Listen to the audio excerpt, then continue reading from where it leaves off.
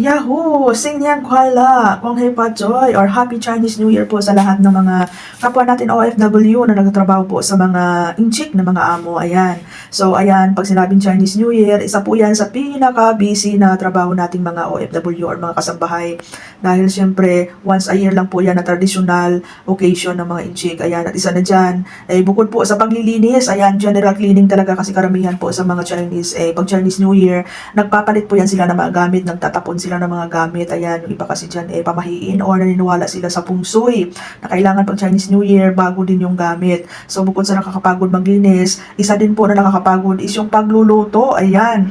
So kung nakita nyo po dyan, ayan, isa po sa mga traditional na niluluto pag Chinese New Year is yung tinatawag na lopukao or anong tawag dito? Horseradish cake. Ayan po. So, ayan. So, nagluluto kami niyan yearly. Ayan. And pinamimigay lang din naman yan ng amo ko sa mga relative and friends. Ayan. Siyempre, kumakain din kami dito. Pero marami po yung niluluto yearly kasi isa yan sa mga ginigift ng amo ko sa mga kaibigan. So, ngayong araw, super nakakapagod po dahil, ayan, sa paghihiwa pa lang, nakakapagod na. Diba po, nakakapagod na. Ang daming ingredients ng lopukao. Lopako, pag sa Cantonese, lopako. Lopukao, pag sa Mandarin. Horseradish, pag sa Chinese. So, ayan. Ang lalaki po ng mga labanos na binabalatan natin dyan. Tapos, ano mo pa dyan? I-grate mo po yan. Kudkurin mo pa yan. So, talaga nakapagod. Hindi lang isa, dalawa, tatlo, kundi ang dami po, no? So, nakakapagod. Isa yan sa mga nagiging busy tayo pag Chinese New Year. And then, matagal din po yan kasi i-steam mo pa yan ng 1 hour bawat ano po niya, bawat luto mo dyan, bawat batch. Ayan. So, isa po yan sa mga naging busy tayo pag Chinese New Year. And syempre, hindi lang po yan niluluto yung ibang mga amo kung ano-ano pa yung mga niluluto para ipamimigay sa mga kaibigan at pamilya, di ba? So kami dito is yan lang po yung aming niluluto every year. Actually, hindi lang naman ako nagluluto dyan, kasama ko po yung amo ko. And very thankful ako kasi napaka-hands-on ng amo ko pagdating po sa mga malulutuin namin. Ayan. So, super busy po tayo pag Chinese New Year. At syempre, speaking of Chinese New Year, yan din yung time na nakaka-receive tayo ng mga blessings. So, sa mga kapwa natin OFW or kunyang na may mga amo na galante, super blessed kayo dahil kahit nakakapagod yung paglilinis, pagluluto, pag-serve ng mga pagkain sa bisita, worth it naman pag medyo galante yung amo nyo kasi, di ba, nakakatanggap tayo ng blessings. Kahit once a year lang yan, pero napakalaking tulong po kagaya po sa akin. Di ba, medyo blessed tayo, medyo nakakatanggap tayo. So, meron tayong mga project or meron tayong mga pinaglalaanan ng mga perang natatanggap natin, di ba? So, ayan, sa mga kapwa natin ng OFW, ayan, alam ko relate kayo na pagdating ng Chinese New Year, nakakapagod. Nakakalungkot nga lang doon sa mga kapwa natin, konyang na medyo kuripot yung mga amo kasi hindi masyado nakakatanggap ng mga blessings. Pero okay lang yan, di ba? Okay lang yan. Importante is tuloy-tuloy yung trabaho natin at sumasahod tayo every month kasi yun naman nakalagay sa kontrata, di ba? So, paswertihan lang talaga pagdating sa amo. Ayan, so, ayan guys, isa yan sa mga nakakapagod pag Chinese New Year dahil magpupuyat ka na, pagod ka na, magpupuyat ka pa.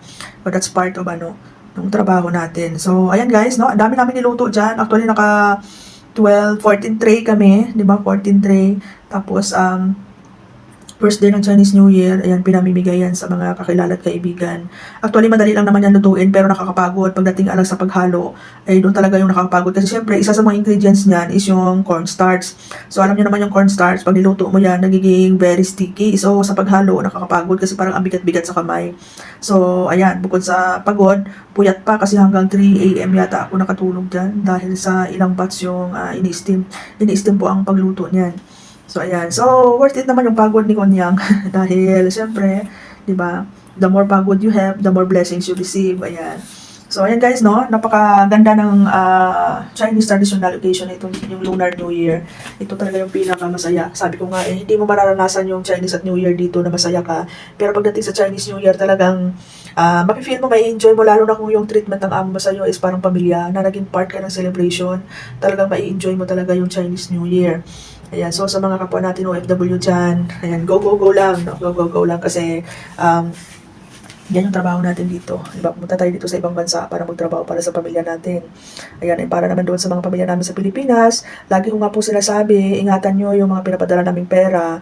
Diba? Make sure na mapupunta po sa mabuti kasi hard-earned money po namin dito yan. Diba? Bunga yan ng puyat, pagod, lungkot na sana nandyan din kami.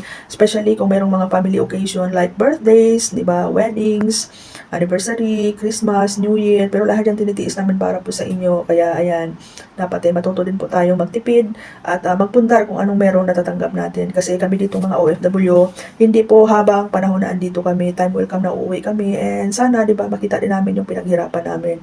Ayan, so isa lang yan sa pinaka-busy pag Chinese New Year, yung pagluluto at paglilinis. Ayan, and may mga amo po na talagang non-stop yung bisita pag Chinese New Year, so nakakapagod. Ang maganda lang kasi pag Chinese New Year, lalong-lalo na dito sa Hong Kong, is meron pong statutory holiday, di ba? So ngayong taon, 4 na araw yung pahinga dito.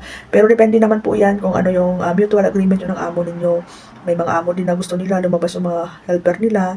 May mga amo din naman na nagre-request na kung pwede, di ba, mag-overtime, babayaran kasi need nila yung mga helper dahil nga marami silang bisita at with pay naman yon. So, ako, hindi po ako lumabas. 3 araw po yan, hindi ako lumabas. And sayang din naman kasi may bayad. And at the same time, pag maraming bisita, marami ka din pong red pocket na matatanggap, di ba? So, kung gusto mo magkaroon ng ng maraming red pocket, di ba? Magsipag tayo. Kasi yung paglabas, every week naman yan, may day off naman tayo. Pero yan po ay optional. Depende din naman po sa amo kasi may mga amo na ayaw nilang nag-stay yung helper nila sa loob ng bahay pag Chinese New Year or holidays. Ayan. So, ayan guys, no?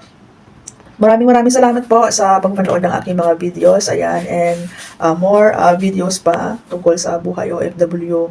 Ayan, so sa lahat-lahat po, happy Chinese New Year. Ayan, enjoy the celebration and be thankful and be grateful sa mga natatanggap nating blessings sa yung Chinese New Year.